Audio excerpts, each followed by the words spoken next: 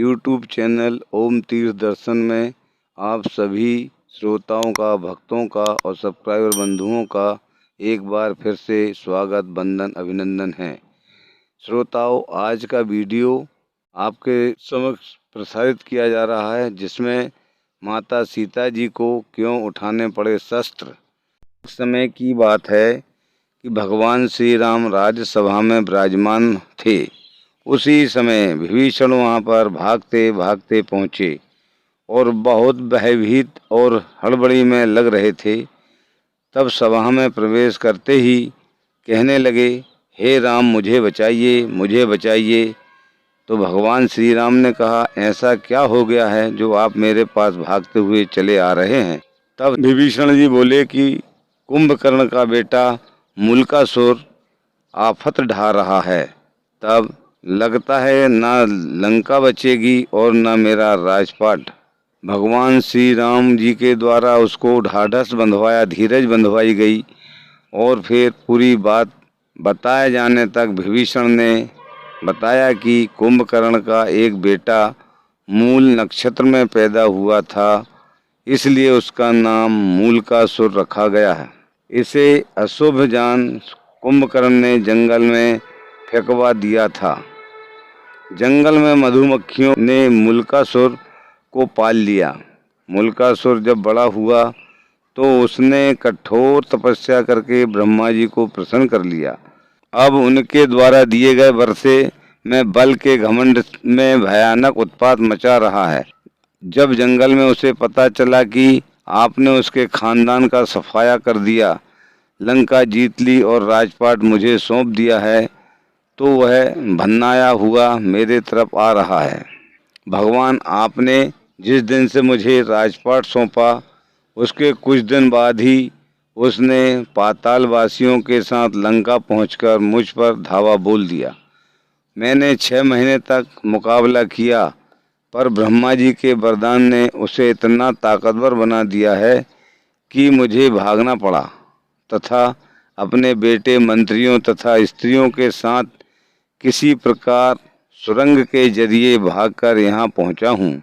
उसने कहा कि पहले धोखेबाज भेदिया विभीषण को मारूंगा, फिर पिता की हत्या करने वाले राम को भी मार डालूंगा। वह आपके पास भी आता ही होगा। समय कम है, लंका और अयोध्या दोनों खतरे में हैं। जो उचित समझते हों तुरंत कीजिए। भक्त की पुकार सुन श्री राम और हनुमान लक्ष्मण सहित सेना को तैयार कर पुष्पक के विमान पर चढ़ झट लंका की ओर चल पड़े। मूलकासुर को श्री रामचंद्र ने आने की बात मालूम हुई। वह भी सेना लेकर लड़ने के लिए लंका से बाहर आ डटा। भयानक युद्ध छिड़ गया। 7 दिनों तक घोर युद्ध होता रहा। मूलकासुर भगवान श्री राम की सेना पर अकेले ही भारी पड़ रहा था। अयोध्या से सुमंत आदि सभी मंत्री भी आ पहुँचे। हनुमान जी संजीवनी लाकर बानर, भालू तथा मानुषी सेना को जलाते रहे, पर जब कुछ होते हुए भी युद्ध का नतीजा उनके पक्ष में आता नहीं दिखा, तब भगवान भी चिंता में थे। विभीषण ने बताया कि इस समय मूलकासुर तंत्र साधना करने गुप्त गुफा में गया है। उसी समय ब्रह्मा जी वहां आए और भगवान से कहने लगे कि रघुनंदन, इसे तो मैंने स्त्री के हाथों मरने का वरदान दिया है, आपका प्रयास बेकार ही जाएगा। श्री राम, इससे संबंधित एक बात और यह है कि उसे भी जान लेना फायदेमंद ही होगा।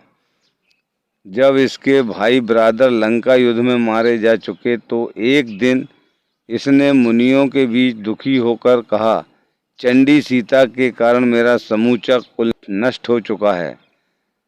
इस पर एक मुनि ने नाराज होकर उसे श्राप दे दिया, दुष्ट, तूने जिसे चंडी कहा है वही सीता तेरी जान लेगी। मुनि का इतना कहना था कि वह उन्हें खा गया।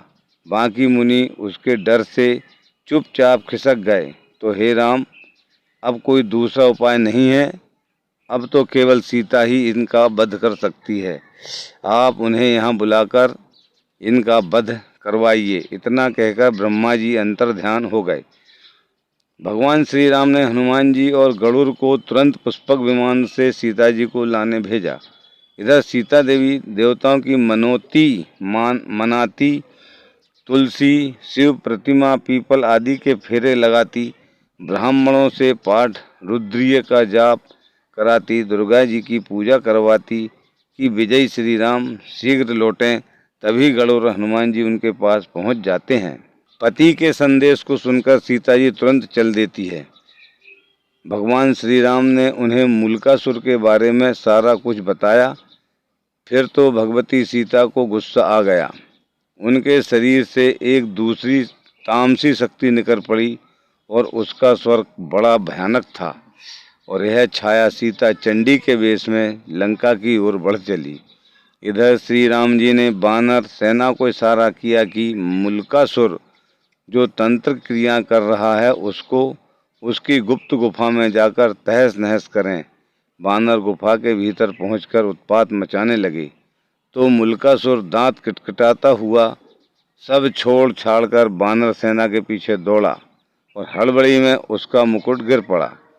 फिर भी भागता हुआ वह युद्ध के मैदान में आ गया।